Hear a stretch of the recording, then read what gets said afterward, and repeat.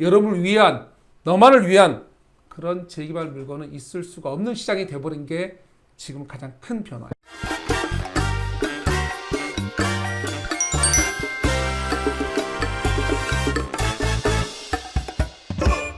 안녕하십니까, 박찬호입니다. 오늘은 재개발 얘기를 할까 합니다. 요즘에 많은 분들이 궁금해 하시죠. 근데 되게 어려워하십니다. 당연히 지역 선정, 물건 분석, 사업성 분석, 또 향후 전망, 또 들어가는 돈의 크기, 복잡한 게 당연한 것 같이 보이는데, 좀 우리가 늦게 가더라도, 좀 더 빠르게 못하더라도, 좀 작은 돈으로, 또 어떤 상황에서, 어떤 지금 정부의 어떤 행동에 보여서는 늦게 가는 게 좀 맞을 수도 있거든요. 1, 2년. 그런 걸 가지고 오늘 얘기해 볼까 합니다. 특히 한 5가지 기준을 정했어요.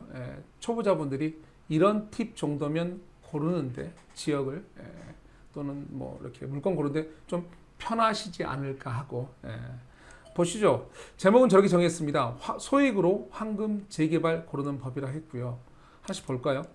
자, 재개발 발악이라고 합니다. 요즘에 어쩔 수 없죠. 신규 아파트 청약도 그렇고 모든 상황에서 조합원이 돼야 되는 상황인데 목돈 넣긴 싫고. 자, 우선 당연히 적은 투자금을 원합니다. 재개발 발악이들은. 큰 돈 너무 싫어요.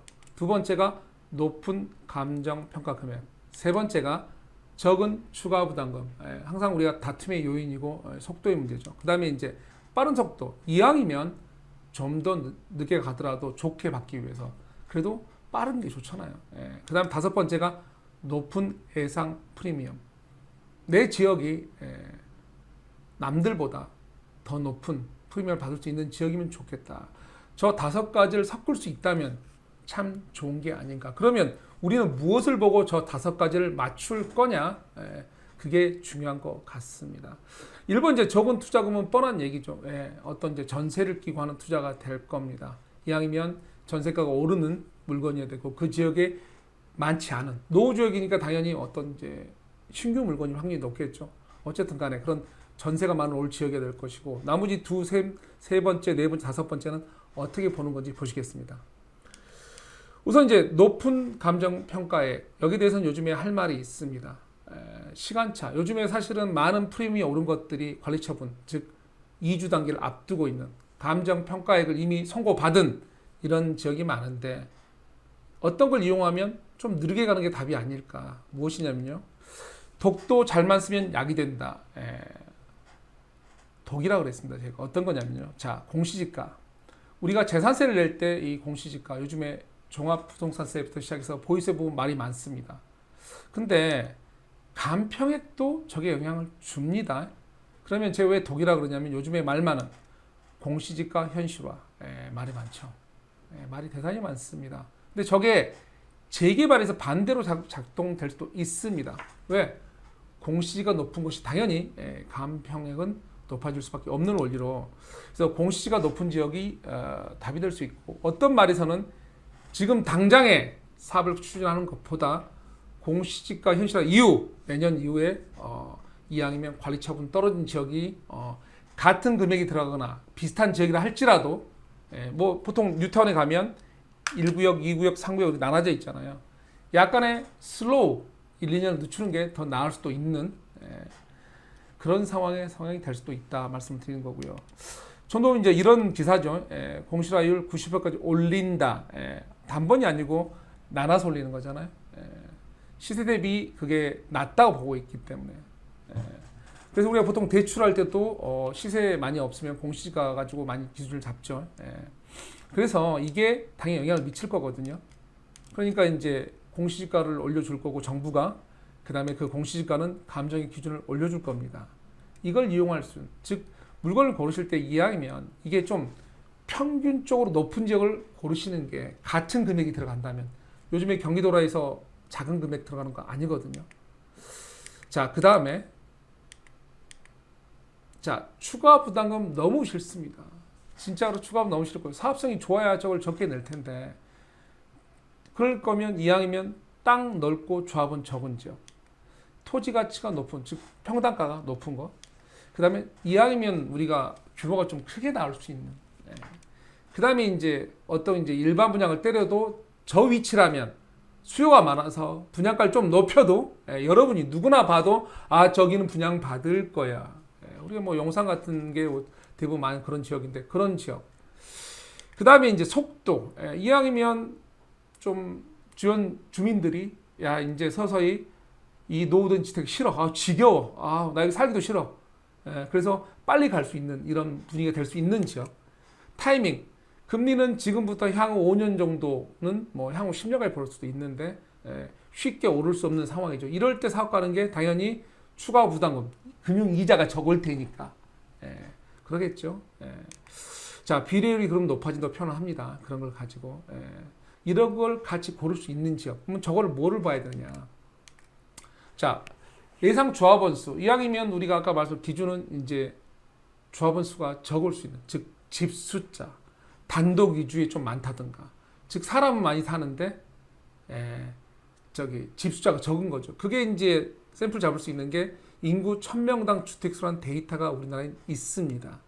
이제 샘플 좀 보여드릴게요. 지역별로 이게 이제 구로인데 구로는 이제 구로 사동인데 뭐 1000명당 한 406개 정도의 호수 샘플을 쭉 보시면 감 잡으십니다.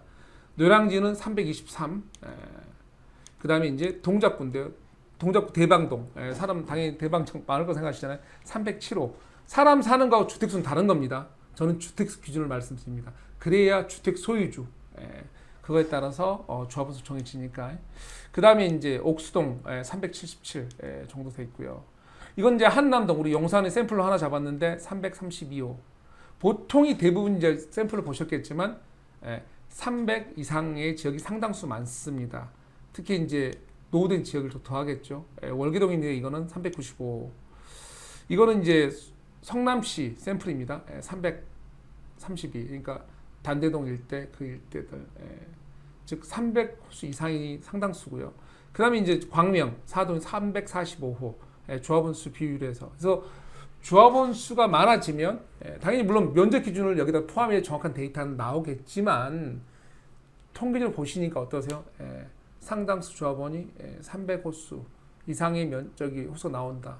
그래서 이제 이왕이면 낮은 거 볼 때 좋은데 샘플링적으로 제가 요즘에 제일 상담 많은 게 자양사동이었는데 자양사동은 263. 거기가 이제 대부분이 단독 위주에서 빌라 기준 우리가 말하는 적은 조합원 지분이 적은 조합원 수가 적은. 그래서 저런 거 봤을 때 사업성은 좋을 수밖에 없는 지역 중에 샘플 하나의 샘플이죠. 오늘은 이제 자양사동이나 용산, 한남동 위주로 보시는 게 좋은데 샘플을 봤을 때 조합원 숫자는 확실히 얘가 적을 수 있다.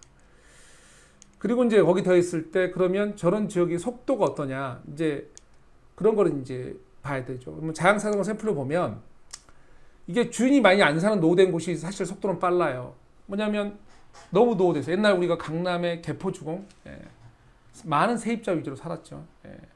우리가 거기서 마그마는 끓고 있었지만 땅값은 계속 올라가고 주민들이 자기가 살지 않고 세입자가 있으니까 주변에 아파트가 올라가면 당연히 뭐를 원하죠? 사업 가기를 원하죠.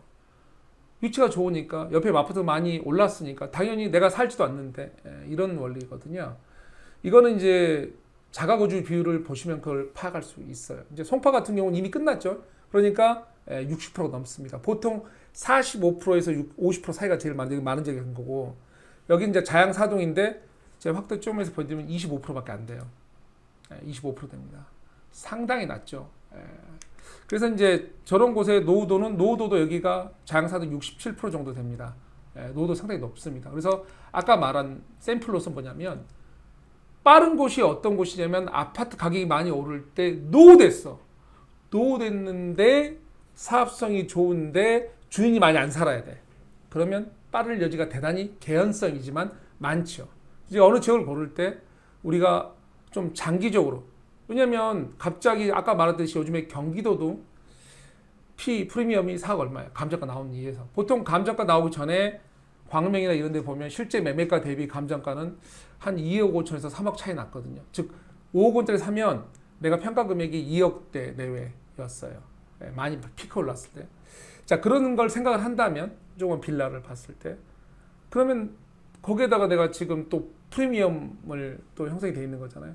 그런 걸 계산하면 내가 좀 장기적으로 투자해서 내 감평이 높다면 추가 부담을 적게 낸다면, 사업성이 좋아서 여러 가지 하면 그런 걸 고를 팁이 된다면 여러분들은 좀 장기 투자하셔도 되고, 또 지금의 정부가 하는 공시지가 현실화는 보유세 부분에 분명히 도구로 여겨질 거지만 재개발 입장에서 잘 고르는 입장, 좀 사업의 스텝이 좀 늦게 간다는 입장에서 보면 오히려 그게 약이 될 수 있는 그런 것들이거든요. 그런 것들을 이제 보시는 걸로 보고요. 그래서 이제 주인이 많이 안 사는 노후된 곳 팁이죠. 속도가 빨라져요. 그리고 이제 보시면 이제 마무리한다 보면, 그다음에 이제 아까 우리가 5번째가 예상 프리미엄이었죠. 당연히 위치죠. 위치는 여러분뿐만 아니고 누가 봐도 저기는 프리미엄이 높을 곳. 그건 단순한 거지가 뭐 가르쳐드릴 필요가 없잖아요. 용산 정말 좋죠. 장기적으로 말하는 거 있지만, 그다음에 이제 아까 말한 제가 자양사동은 한강면에 봤을 때 노후도나 여러 가지 아까 사업성에 이런 거 봤을 때 공유 집합이 돼서, 사실 그 지역은 뭐 상담이 자체가 많이 들어오지만 물건이 없어 그런 거고, 용산에 두 지역 보시면 그런 지역들, 사실 강북에 있는 지역들 중에서 이제 우리가 노원구 쪽 일대 쭉 내려오는 그 지역도 장기적으로는 분명히 답이 나오죠. 왜냐하면 많은 이주 인구와 아주 임대 지역이 될 곳이니까. 그런데 아까 프리미엄을 갖고 예상한다면 당연히 중심으로 들어와야 되겠죠. 이제 그런 얘기를 드리는 거고요. 슬쩍 이제 마무리를 하면, 요즘에 여기 아까 앞에 말하지 않는 한 것 중 외에 과거 재개발, 제가 2005년, 6년, 7년 때 많이 했던 재개발 시장하고 많이 달라진 포인트가 하나가 있어요. 지금의 시장은 아파트 가격이 급등을 했거든요. 그러다 보니까 노후주택과 신규 아파트 가격 차이가 대단히 큽니다. 대단히 커요. 즉 프리미엄 가치가 되게 커졌다고 보는 게 맞습니다. 자, 그 말은 뭐냐면 관리 처분은 조합은 흔들기 어려워졌다. 이거 되게 중요한 얘기예요. 요즘에 단기 투자를 할 거냐 장기 투자하는데, 단기 투자로 큰 수익을 보기 힘들어진 이유가 저거예요. 무슨 말이냐면, 우리가 예전에 할 때는 보통 관리 처분 때 많이 이제 박살이 나요. 속된 말로 감정가가. 그러다 보면 이렇게 되게 무리한 투자를 했다거나 그때 상투자분 분들이 한동안 이게 이제 충격에 시장 자체가 이렇게 평행선으로 가요. 그렇기 때문에 물건 나오는 금매가 상당히 많았어요. 그걸 이제 줍줍해서 재개발자 치고 빠지게 하는 사람들이 되게 많았죠. 한 지역에서. 그래서 팔았다가 그때 깨질 걸 알고 주로 들어가죠. 그런데 지금 시장은 뭐냐? 옆에 아까 말한 대로 노후주택과 신규주택 차이가 너무 커요. 프리미엄도 너무 커요. 그러다 보면 타격을 받아도 안 팔아요. 왜? 바라볼 수 있는 큰 시장, 이미 프리미엄이 급등한 시장이 내 옆에 있어 버린다면 그걸 금매가 나오진 않아요, 많이. 그래서 요즘에 관리처분 떨어진 지역들 가보면 예전과 다른 큰 현상이 뭐냐면 금매가 많지가 않아요. 상당히 적죠. 그 말은 뭐냐? 재개발 치고 빠지기가 어려워졌고, 과거와 다르게 가장 중요한 건 단기 투자가 없어요. 큰 수익을 바란다, 그럼 장기로 갈 수밖에 없어요.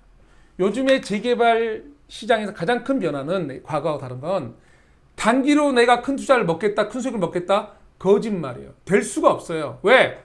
모두가 바라보고 모두가 똑똑해요. 지금의 시장은 철저히 큰 수익 바라세요. 내가 뭔가 시간을 투자해서 인플레이션 이용해서 뭔가 내 자식에게 적은 돈으로 뭔가 주고 싶으세요? 여러분을 위한, 너만을 위한 기준 1번 그런 재개발 물건은 있을 수가 없는 시장이 돼버린 게 지금 가장 큰 변화예요. 사실은 앞에 그 팁보다 이 기준이 더 중요할 겁니다. 오늘은 이 정도로 마무리하고요. 다음 시간에 다른 걸로 찾아뵙기로 하고, 라이브는 말씀드리지만 목요일날 저녁 8시만 라이브를 할 겁니다. 부동산 관련. 그리고 앞으로 이런 그냥 편한 영상으로 찾아뵙는 게 더 여러분한테 도움되는 것 같아요. 제가 라이브에서 우왕좌왕 얘기해봐야 그보다는 더 좋은 게 이거 같아서 라이브는 일주일에 한 번 하는 걸로 하고요. 이렇게 자주 영상으로 찾아뵙겠습니다. 오늘은 재개발팀은 여기서 끝. 오늘 또 감사합니다. 좋아요, 구독 부탁드리고 알람 설정 꼭 부탁드려요. 좋은 하루 되십시오.